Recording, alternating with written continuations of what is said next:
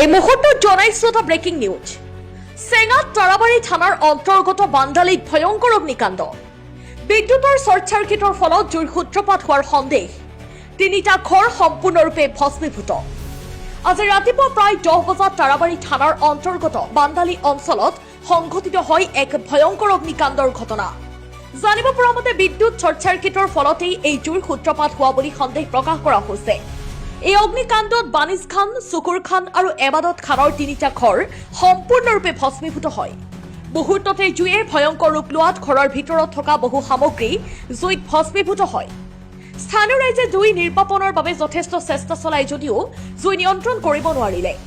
ইফালে যাতায়াত ব্যৱস্থা ভাল নোহোৱাৰ বাবে ফায়াৰ ব্ৰিগেড গাড়ী উক্ত স্থানত উপস্থিত হ'ব পৰা নাছিল। এই ঘটনাত প্ৰায় 10-12 লাখ টকাৰ সম্পত্তিৰ ক্ষতি হোৱা বুলি জানিব পৰা গৈছে।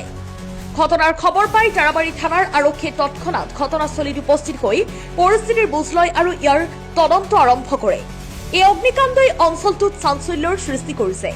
স্থানীয় ৰাইজে চৰকাৰৰ পৰা ক্ষতিগ্ৰস্ত পৰিয়ালসমূহক সহায় আগবঢ়োৱাৰ দাবী জনাইছে। News desk report, Tarabari live. জুই জ্বলিছে আৰু আমি ৰাইজৰ মানুহ এটা আহিছোঁ। আহি কেনে ফাৰ্ষ্টত আমি জুই নুমাবলৈ চেষ্টা কৰিছোঁ। চেষ্টা কৰাৰ পিছত মানে ইমান ভয়ংকৰভাৱে জুই লাগিছে যে আমি জুইৰ ফালে যাবই পৰা নাই। যেনে তেনে হওক বাল্টি চাল্টি লৈ কেনে কিবা কৰি চেষ্টা কৰিছোঁ যদিও কিন্তু চিলিণ্ডাৰখন ফুটাৰ পিছত আমাৰ ৰাইজৰ মানুহ মানে ভয় খাই গ'ল। চিলিণ্ডাৰ ব্লাষ্ট হৈছে? চিলিণ্ডাৰ ব্লাষ্ট হৈছে, পিছত হৈছে। জুই মানে প্ৰায় 5-7 মিনিটমান যোৱাৰ পিছত চিলিণ্ডাৰ ব্লাষ্ট হৈছে। মানুহৰ কোনো ক্ষতি হোৱা নাই? মানুহৰ কোনো ক্ষতি হোৱা নাই।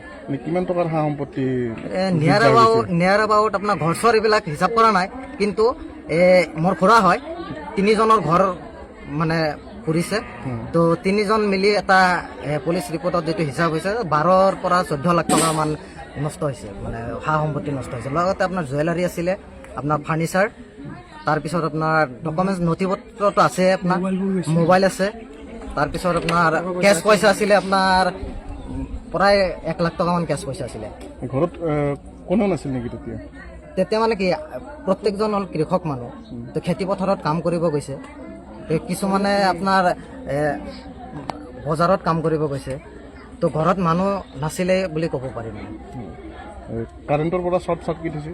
কাৰেণ্টৰ পৰাই হৈছে। কি নাম ঘৰৰ মালিকজনৰ নাম এজন হ'ল আপোনাৰ বানিজ খান, পিতা চালামত খান, চকুৰ খান, পিতা চালামত খান, আৰু এবাদত খান, পিতা চিবাৰত খান।